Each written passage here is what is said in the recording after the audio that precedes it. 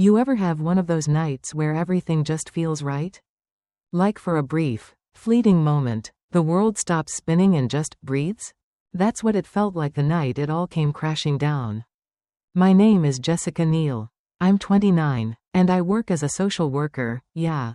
One of those people who hears every tragic story, every cry for help, and somehow still finds the strength to get out of bed the next day. I've never been the type to chase recognition. I do what needs to be done. Quietly. Because someone has to. Because if not me, then who? A little over a year ago, my stepfather, Rob, was diagnosed with cancer. Stage 3. It knocked the wind out of our family. My mom was devastated. He was her world. Her rock. Her everything. Watching him wither under chemo. Watching her try to stay strong while quietly falling apart, it wrecked me. And when the bills started piling up, chemotherapy, hospital stays, meds not covered by insurance, it was like drowning in slow motion. So I did what I knew needed to be done.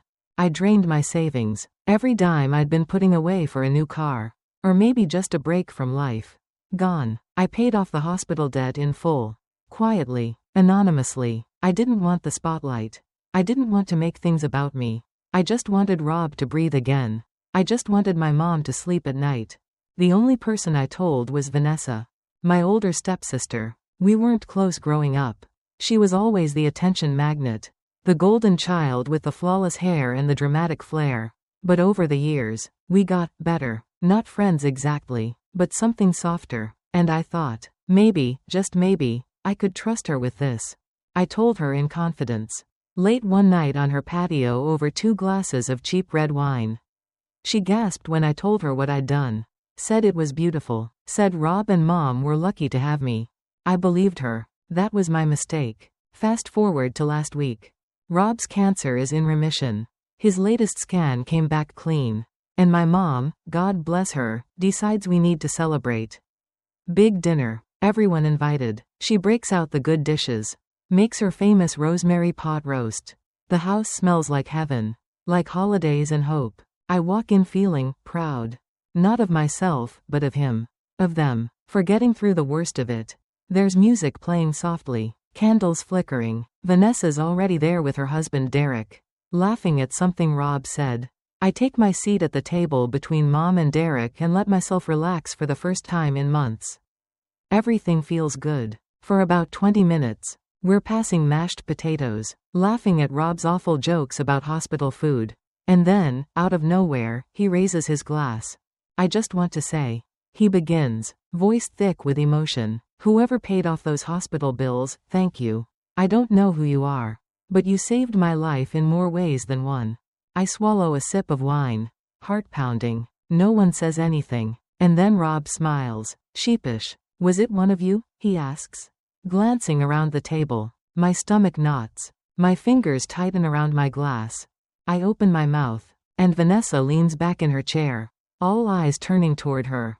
It was me, she says. 3 words. Soft, graceful, and completely devastating. Time stops. My drink stalls halfway to my lips. My jaw clenches. My brain flatlines. Vanessa is smiling. And everyone else, they believe her. Oh my God. My mom breathes, reaching across the table to squeeze Vanessa's hand. I knew it. You've always had such a big heart. Rob's eyes go glossy. Sweetheart, I don't even know what to say. That's the most generous thing anyone's ever done for me. Even Derek looks stunned, blinking like someone slapped him. Wait, you did this? He asks. Vanessa turns to him with that same syrupy sweetness. Of course I did. I wanted it to be a surprise. And he buys it. He actually nods and says something about how proud he is of her. Meanwhile I'm sitting there, frozen, my hands in my lap. Clenched so tight around the napkin I can feel the fabric tearing. I can feel my pulse in my ears. I can taste the betrayal like acid at the back of my throat. She lied. To everyone. To her husband. To my mom. To Rob. To the entire damn room. And she didn't even flinch. That was the twist I didn't see coming, not that she lied. But that she did it so effortlessly. With that flawless timing. That angelic smile. She knew exactly what she was doing. And the worst part? She didn't even look at me. Not once. Every time I glanced at her. She was either too busy making eye contact with Rob or pouring herself more wine. Never once did she meet my eyes. Because she knew I knew, and she didn't care. I wanted to scream, to stand up and throw my glass across the table, to drag the truth out and slam it on the floor in front of them all. But I didn't. I stayed silent. For Rob. Because he was laughing again. He was alive again, and I wasn't going to take that away from him. Not tonight. When dinner ended, I slipped out before dessert. Hugged Mom, hugged Rob, avoided Vanessa's fake smile. I drove home in silence. The radio off, the car dark, and when I got inside, I just sat on the couch, staring at the blank TV screen, feeling like someone had carved me out and left the shell. And that's when it hit me. This wasn't just a lie. It was a theft, and I let her take it. But something in me shifted that night. Something I hadn't felt in a long, long time. I wasn't angry. I was awake. I didn't sleep that night. I lay there in bed, staring at the ceiling, replaying every second of that dinner like a nightmare I couldn't wake up from. Her smile, their applause, my silence. By the time morning light bled through the curtains, my mind wasn't racing anymore. It was crystal clear. I couldn't let this go. Maybe not for Rob's sake. Maybe not for Mom's, but for mine, because if I stayed silent, if I let her rewrite the story, I wasn't just letting her steal the credit, I was letting her erase me. I sat at my kitchen table, the coffee growing cold between my palms, and pulled out my phone. For a long time, I just stared at her name. Vanessa. The person I had trusted with one of the most important things I had ever done. My thumb hovered for a beat longer before I hit call. It rang twice before she picked up. Her voice bright, casual, like nothing had happened. Hey Jess, what's up? I didn't bother with pleasantries. We need to talk about last night, I said, my voice sharper than I intended. There was a pause, just long enough for the weight of it to land. What about it? She said, her tone too light, too careful. You know what? I kept my voice steady, biting back the emotion bubbling under the surface. Why did you lie to everyone? Why did you tell them you paid off Rob's bills? Another pause, a longer one, then a heavy, exasperated sigh on her end of the line. Jess, come on. It's not a big deal. Not a big deal. My fingers tightened around the mug so hard I thought it might shatter. Not a big deal? I repeated, my voice dangerously low. You took credit for something you had no part in. You lied to Rob, to Mom, to Derek, to everyone. She hesitated, her voice softening into something almost pitiful. I just wanted Dad to be proud of me. He's always been proud of you. Jess, you're the good one. You're the strong one. I didn't think you'd care if, just this once, I got to have that moment. For a second, I couldn't breathe. You thought I wouldn't care? I said, my voice shaking now. Vanessa, I emptied my savings account. I sacrificed everything I had to make sure Rob didn't drown under those bills. I didn't do it for applause. But you turned it into a performance. There was a brittle silence. Finally, she snapped back, sharper this time. You didn't even want recognition. You said you wanted it to be anonymous. So what does it matter who they think did it? I let that hang between us. Cold and ugly. It matters, I said quietly, because it's a lie, and you knew it was a lie. You didn't just stand there and let them assume it wasn't some accident, you claimed it. You stole it. For a moment, I thought she might apologize. Instead, she sighed again. You're blowing this way out of proportion. No one's hurt. Jess, Rob's happy. Mom's happy. What's the big deal? And there it was. The real Vanessa. The one who measured consequences in applause. The one who thought peace was worth more than truth. I sat there, staring out the window, feeling something inside me finally crack apart. I'm not going to tell Rob, I said, my voice cold now. Not because of you, because of him, because he doesn't deserve another heartbreak. Vanessa didn't say anything. But you and me? I continued. We're done. Jess, come on, she said, her voice rising with panic. You're seriously going to throw our relationship away over this? I almost laughed. What relationship? I said, keeping my voice steady. You killed it the second you decided a round of applause was worth more than my trust. I hung up without waiting for her response. For a moment, I just sat there, staring at the silent phone. The ache in my chest was sharp, but underneath it was something steadier. Stronger. Clarity. I wasn't going to be the one reaching out anymore. I wasn't going to be the one trying to fix something she broke. If she ever wanted to rebuild that bridge, she'd have to crawl across the ashes first. Weeks passed. Family gatherings came and went, birthdays, barbecues, Easter brunch, and every time, the gap between us grew wider. We were polite, distant, like strangers orbiting the same dying star. At first, it hurt. But then, it started to feel freeing. I didn't have to pretend anymore. I didn't have to sit there, swallowing bitterness, forcing smiles, pretending things were fine. I could just be. And for the first time in a long time, I wasn't drowning in the silence. I was breathing. But just when I thought things had settled. When I thought Vanessa had finally slunk away to live in the lie she built for herself. My phone buzzed late one night. It was a text. "Hey Jess, can we talk?" I stared at it for a long moment. Because deep down, I knew, nothing good ever starts with "we need to talk." And if she was reaching out again after all this time, it wasn't for me. It was for her. Still, a tiny part of me, wounded but not dead, wanted to know. What now? What could she possibly have to say? I locked my phone and turned off the light without replying. Let her sit with the silence for once. Let her wonder what it felt like. Let her earn the right to be heard. Days turned into weeks. Weeks stretched into months. And the silence between me and Vanessa became a living, breathing thing. A quiet presence that followed us to every birthday. Every holiday. Every accidental crossing at family gatherings. We were polite. We smiled for photos. We asked how work was going and nodded at the answers. But it was hollow. So hollow it echoed. I thought maybe that would be it. Maybe some things just rot quietly without ever exploding. But life never lets unfinished business rot forever. It was a rainy Thursday night when it started to unravel. I was curled up on the couch. A blanket around my shoulders. Halfway through a mystery novel I wasn't even really reading. When my phone buzzed again. Another text from Vanessa. "Please Jess, I need to talk. It's important." At first, I rolled my eyes and tossed the phone aside. Same old desperate bids for attention. Same old noise. But something about that text stuck with me. The word need. Not want. Need. I let it sit overnight. By morning, there was a voicemail. I almost didn't listen. But curiosity, it's a hell of a drug. Her voice crackled through the speaker. Thick with something I couldn't quite place. Fear. "Jess, I know you don't want to hear from me. I get it. Things are bad. Really bad. I'm sorry. I'm so sorry. I know I screwed up. I don't know who else to turn to."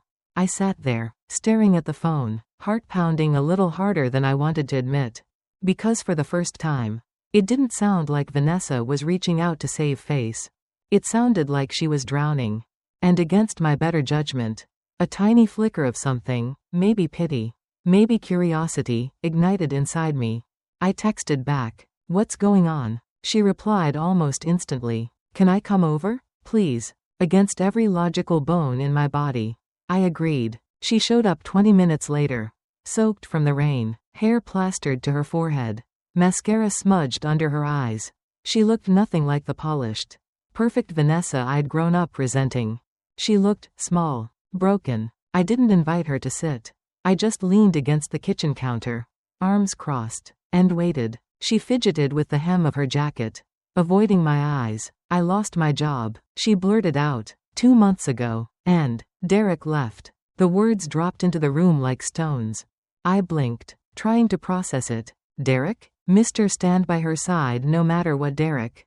Gone? And Vanessa, unemployed, alone, unraveling at the seams. Part of me wanted to feel smug, to relish the irony. But mostly, I just felt tired. "I'm sorry," I said stiffly. She nodded quickly, like she didn't deserve even that much grace.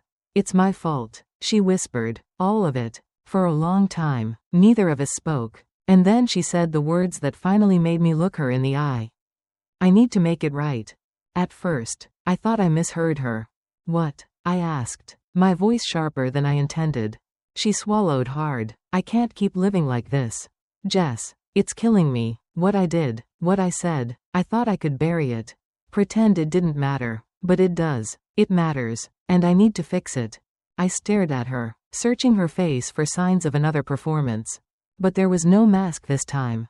Just raw regret. Still, I didn't let her off the hook. And what exactly do you think fixing it looks like? Her voice cracked, telling the truth, to everyone. And there it was. The twist. The one thing I never thought I'd hear from her lips. Confession. I leaned back against the counter, crossing my arms tighter. Why now? She flinched like I'd slapped her. Because the guilt is worse than the fallout could ever be. Because I'm tired of being this person. Because I miss my family. Because I miss you. I didn't respond right away. Because the truth is, I didn't know if I believed her yet.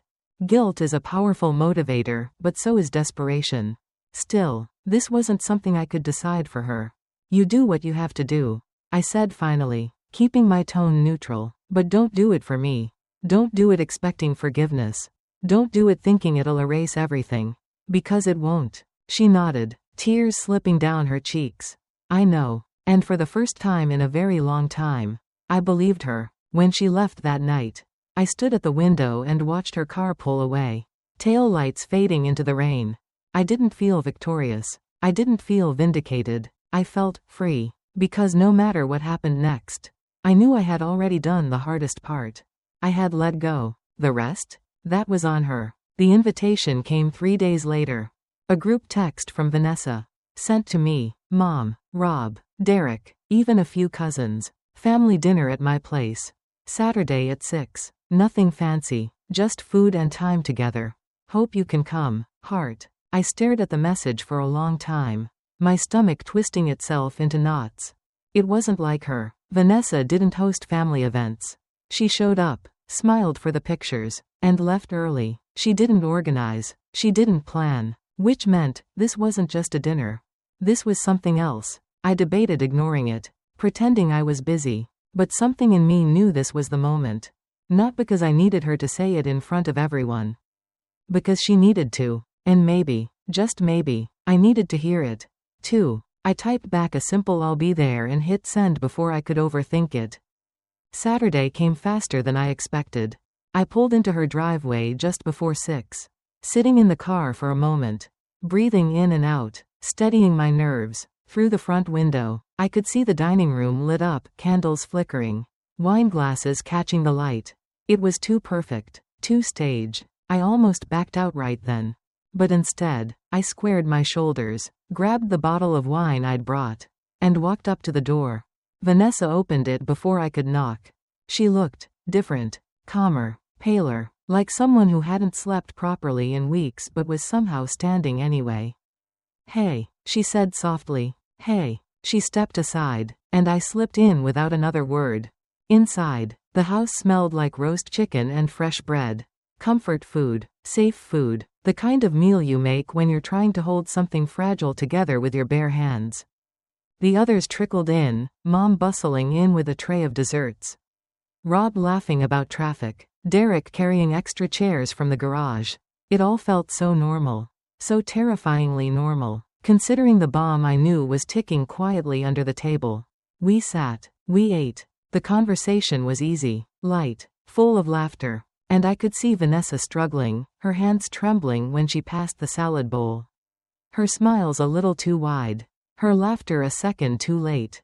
She was coming apart at the seams. And then, as dessert plates were being cleared, she stood, cleared her throat, and the room fell silent. Like it somehow knew before she even spoke. I have something I need to say.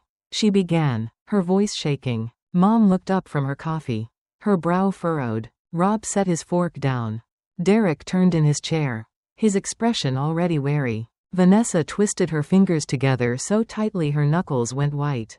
Last year, she said, her voice cracking, when Dad got his clean bill of health, when we had that dinner to celebrate, something happened. Something I need to tell you all. The hum of the refrigerator was the only sound in the room. She swallowed hard. When Dad thanked the person who paid off his medical bills, I said it was me. She looked around the room, tears already welling up, but it wasn't. Her voice broke. It was Jessica. The words landed like a body blow. I felt every pair of eyes whip toward me. I kept my face neutral, my hands steady in my lap. Vanessa pressed on, her voice trembling but steady. She used her savings, everything she had, to pay off Dad's hospital debt. She never wanted anyone to know. She didn't do it for attention. She did it because she loves you.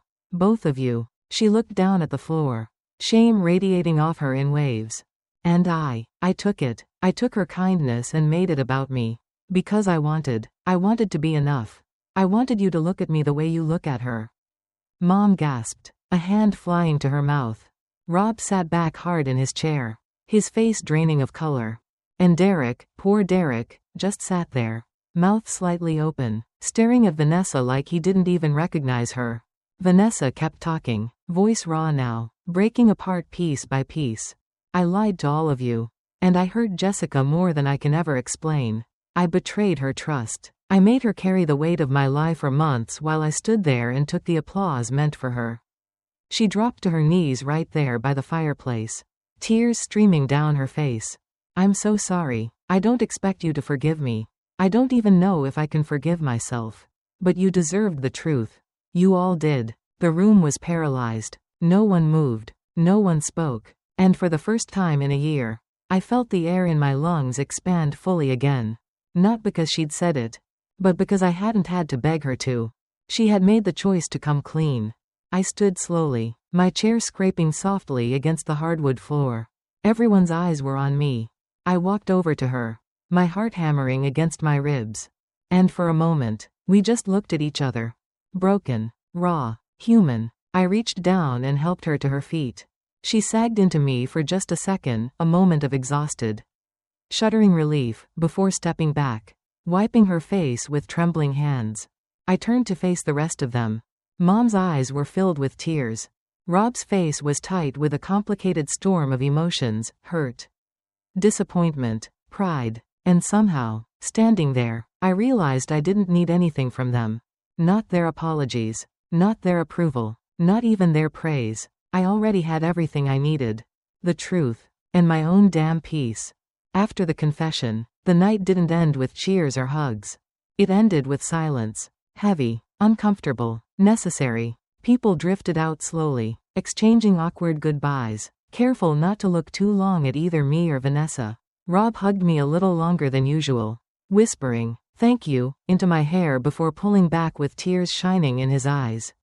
Mom tried to speak, but the words caught in her throat and she just pressed a trembling kiss to my cheek. Vanessa stood near the fireplace, arms wrapped tightly around herself, looking like a house after a storm, still standing. But barely. I left without saying anything more. Not because I was angry. Because I didn't know what forgiveness looked like yet. And I wasn't about to pretend otherwise. For days after, I lived in a strange kind of limbo. Texts trickled in from Mom and Rob. Small things, invitations for coffee, pictures of the dog doing something silly. No direct mention of the dinner. No direct mention of what had been ripped open. Just tentative reaching. I didn't ignore them, but I didn't rush to answer either. Space. That was what I needed. Space to let the wound scab over. To stop picking at it with my own bare hands. Vanessa, though, stayed quiet, silent. At first, I thought maybe she was giving me space. But as the days turned into weeks, I realized it wasn't just that. She was different now, not in the loud, performative way people sometimes act when they're desperate to prove they've changed. No, this was quieter. She started volunteering at the local food pantry, started attending a church service every Sunday, not because someone told her to, but because, according to Mom, she found comfort in the quiet. She stopped trying to dominate family dinners, stopped elbowing her way into conversations.